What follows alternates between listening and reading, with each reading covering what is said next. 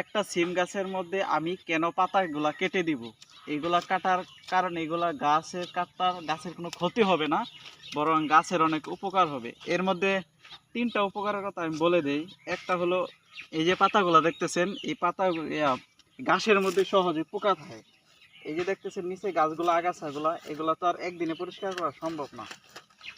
এই যে দেখতেছেন এই ঘাসগুলার পোকাগুলা এই পাতা দিয়ে সহজে উঠবে। এইখানে এই পাতাগুলা নরম থাকার কারণে এগুলা খাবে। খাওয়ার পর আস্তে আস্তে এটা বিভিন্ন রোগ সৃষ্টি হবে। গাছের প্রধান যে রোগ সৃষ্টিকারী পোকা সেটা হলো সাদামাছি। তো এটা থাকে হলো ছোট ছোট ঘাসের মধ্যে। তো এই গাছগুলা নিচেরগুলা সবসময় পরিষ্কার রাখতে হবে, এবং এটা এভাবে ক্লিন ক্লিন একদম, কোনো পাতা থাকতে পারবে না, কোনো ডোগা থাকতে পারবে না। এবং মাচা থেকে এক বিঘার মধ্যে কতগুলো ডাল যেগুলো থাকে এগুলো আপনারা রাখার চেষ্টা করবেন। আর সব সময়